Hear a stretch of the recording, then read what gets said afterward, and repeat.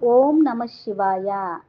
నేను ఆత్మను, నిరాకార జ్యోతి బిందు స్వరూపాన్ని, శివ పరమాత్మ నా తండ్రి. నేను ఈశ్వరయ్య విద్యార్థిని. బాబా నాకు టీచరు, బాబా నాకు సద్గురువు. నేను మాస్టర్ సద్గురువును. అవ్యక్త మురళి 13/10/75. మీ కొత్త ప్రపంచంలో శ్రీకృష్ణుడితో పాటు ఉయ్యాల ఎవరు ఊగుతారు? ఊగడం మజా ఉంటుంది. సత్యయుగం అన్న కొత్త ప్రపంచంలో శ్రీకృష్ణుడితో పాటు ఉయ్యాల ఎవరు ఊగుతారు? ఊపేవారి పాత్ర అయితే వేరేగా ఉంటుంది.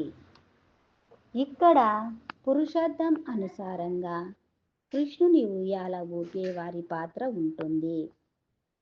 ఎవరైతే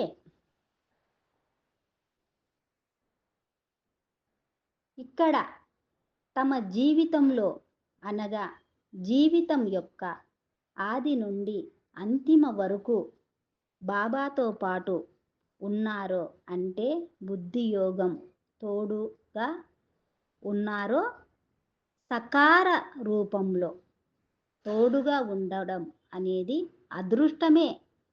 కానీ సకార తోడుతో పాటు బుద్ధి యొక్క తోడు కూడా సదా ఉన్నట్లు అయితే, జీవితం యొక్క ఆది నుండి అంతిమ వరకు తోడు పెట్టుకున్నట్లయితే వారే అక్కడ ప్రతి జీవితం యొక్క భిన్న భిన్న ఆయుష్యుల్లో పాత్ర ఉంటుంది.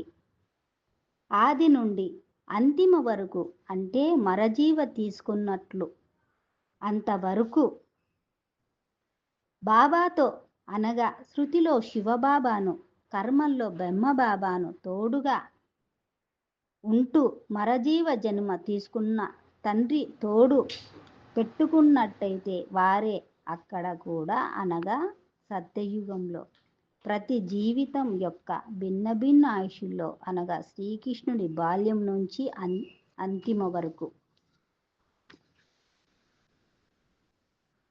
పురుషార్థమును బట్టి ప్రతి జన్మ పాత్రను అభినయిస్తారు. అంటే బాల్యంలో కూడా తోడుగా ఉంటారు, చదువులో కూడా తోడుగా ఉంటారు.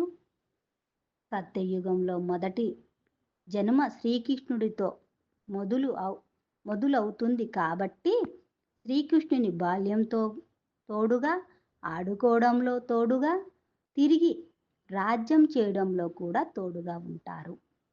మనసు ద్వారా, బుద్ధి ద్వారా, కర్మ ద్వారా, మాట ద్వారా బ్రహ్మబాబాకు సమానమైన స్థితిలో ఉంటూ శివబాబాకు ప్రియంగా ఇక్కడ సదా తోడుగా ఉండేవారే అక్కడ అంటే సత్యయుగంలో తోడుగా ఉంటారు. మొదటి జన్మ ఆత్మకు ఎంత నశ సంతోషం ఉంటుంది. ఆ ఆత్మలతో పాటు ఉండే ఆత్మకు కూడా అంటే నశ సంతోషము ఉంటుంది. మొదటి ఆత్మకు సతో ప్రధాన స్థితిలో ఉంటుంది కనుక చాలా నశ సంతోషం ఉంటుంది. ఇతనితో పాటు సత్యయుగానికి వచ్చే ఆత్మలకు సతోగా ఉంటాయి కనుక అదే సంతోషము నశ ఉంటుంది. సంగమ యుగంలో బ్రహ్మబాబా సమానంగా వెళ్ళే సత్యయుగంలో అదే సంతోషము నశ ఉంటుంది. కనుక అన్ని స్వరూపాలలో తోడుగా ఉండడం ఇది కూడా విశేష పాత్ర. బాల్యము, యౌవనము మరియు వానప్రసద్ధం అన్ని స్థితుల్లో తోడు దేనికి ఆధారము? ఇక్కడ జీవితం యొక్క ఆదిలోను, మధ్యలోను మరి అంతిమలోను తోడు నిలుపుకోవాలి. దీంట్లోనే మజా ఉంది కదా.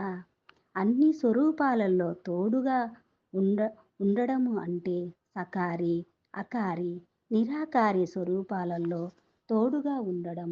సత్యయుగంలో మొదటి జన్మ నుంచి శ్రీకృష్ణుడితో పాటు జన్మ తీసుకొని పాత్రను అభినయిస్తూ చిన్నతనము, యౌవనము, వానప్రసద్ధం అన్ని స్థితుల్లో తోడుగా ఉంటూ ఈ సంగమ యుగంలో మరజీవ జన్మ తీసుకున్నప్పుడు నుంచి మధ్యలోనూ మరిచిపోకుండా శృతిలో శివబాబాను, కర్మల్లో బ్రహ్మబాబాను ఫాలో అవుతూ తండ్రి తోడును నిలుపుకునే దాంట్లోనే చాలా మజా ఉంటుంది కదా అంటున్నారు. ఎవరైతే మొదట్లో తోడుగా ఉంటారో వారే 84 జన్మలు కూడా అనగా భక్తి కాలంలో అల్పకాలిక రాజుగా అవ్వడంలో లేదా ఏ పాత్ర అభినయించడంలో అయినా ఏదో ఒక రకంగా దగ్గర సంబంధం స్థిరంగా ఉంటుంది. సంగమ యుగంలో శివబాబాకు బ్రహ్మబాబాకు తోడుగా ఉంటారో 84 జన్మలు తోడు నిలుపుకుంటారు. సంగమ యుగంలో మొదటి శ్రీకృష్ణుడితో కనుక అతనితో పాట పాటు భక్తి కాలంలో రాజుగా అవడంలోనూ ఏదో ఒక రకంగా అనగా స్నేహితులుగా కానీ దగ్గర సంబంధంలో కానీ జన్మ తీసుకుంటారు. భక్తి కూడా కలిసే మొదలు పెడతారు. ఎక్కేది కూడా కలిసే, తిరిగి పడిపోయేది కూడా కలిసే. కనుక ఇప్పుడు తోడు నిలుపుకొని ఆధారంగానే కల్పమంతా తోడుగా ఉండడం జరుగుతుంది. పురుషార్థం బట్టి శ్రీకృష్ణుడిని కల్పమంతా అనగా 5000 సంవత్సరాలు తోడుగా ఉండడం జరుగుతుంది. ఓం నమ శివాయ.